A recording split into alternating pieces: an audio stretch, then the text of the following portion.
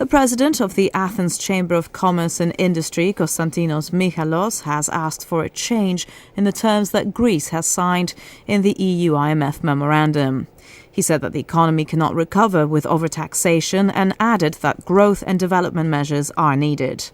To further discuss this proposition, Helen Scobis spoke to Constantinos Mihalos, and she began by asking him what changes he believes need to be made in the memorandum. We believe that we have to have much better growth orientation as far as the economy is concerned, simply because with an overtaxed economy as the one that we have at the moment, and these horizontal cuts which have taken place as far as the public sector is concerned, although we're the first to advocate that we need a smaller public sector in Greece, we feel that it is very unfair on a social level and economically not viable in the sense that the way that these cuts have taken place have further reduced the consumption, which is extremely important during this period of the crisis that we're going through. So growth measures which we haven't seen up to now, and of course the lowering of the taxation as far as business tax is concerned, because we have at the moment a total of 52% weight on our taxation as far as businesses are concerned, compared with 11% that we've got in Cyprus, 10% that we've got in our neighboring Bulgaria, 10% in Albania. You can imagine that it's extremely difficult to attract foreign investment, which is extremely important during this period, when you are so far away from other taxations in neighboring countries. Now, according to the latest Eurobarometer poll, 98% of Greeks see the state of the economy as bleak, and 99% see the job market in similar terms. Now, you mentioned growth and development measures. Do you think that these measures will somehow help, if introduced, will somehow help Greeks believe that there is a light at the end of the tunnel? Well, absolutely, because the major problem at the moment is unemployment. Projections show that we could be soon facing an unemployment rate of approximately 20%. And although, I will repeat again, we need a smaller public sector, you have to create the right conditions in the private sector before firing or reducing your public sector, so that there is new employment in the private sector, something that hasn't been done because we haven't touched on the large so-called reforms, which is the opening of closed professions, the opening of closed markets, which in Greece we have had over the period of last 30 years, the last 3 decades, was structured on the wrong basis. So we need to make these changes, and of course the major problem at the moment is the lack of liquidity. Our banks, as everyone knows, cannot address themselves to the international markets. We are trapped, in inverted commas, within the European Central Bank system, and it is extremely difficult to finance even healthy businesses which need liquidity during this period. And although we're hearing positive voices coming from EU officials over the last period as far as the Greek economy is concerned, there is, if you like, a certain amount of skepticism in the sense that although we're hearing that we're going in the right direction, on the other hand, if someone looks at the spread rate, which we follow on a daily basis,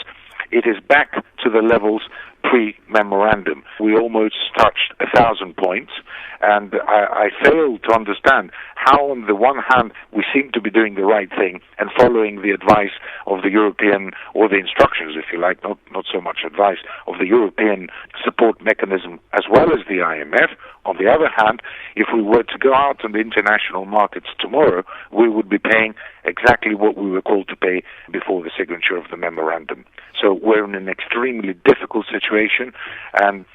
the most important factor that we have to look after in the coming months is that of social cohesion, because if the unemployment rate goes out of control, then we will have social cohesion problems, and that's the last thing that anyone wants.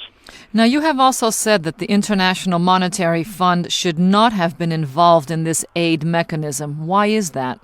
Well, because we have examples in other countries that the IMF have been involved in the past, and I've always advocated that every case that the IMF takes up should take in consideration the intricacies, the special elements that each economy and each society have. Unfortunately, once again, the IMF hasn't taken these intricacies into account, and we're now facing the problems that we're seeing daily. What would be an alternative solution? Well, that we go with the same, if you like, jest as far as reforms are concerned, but with a different approach that doesn't revert a situation which has occurred over the last 30 years within 6 months. It is impossible for someone, rightly or wrongly, that has been enjoying certain level of standard of living, all of a sudden, within a very short period of time, to reverse that standard of living, and at the same time to incur problems as far as the growth policies are concerned, which are absolutely paramount, because without growth you won't be able to offset the pain that you're causing on cutting down on fiscal deficit. Now, some of your colleagues believe that the only thing Greece has managed with this aid mechanism is to increase its debt in an economy that is shrinking. Do you share this belief? Yes, I do, because both the EU relevant authorities as well as the Greek statistical authorities have projected that by the year 2014 we will have a further explosion of our public debt, which will reach almost 150% of our GDP. So, on the one hand, as I said earlier on, we're having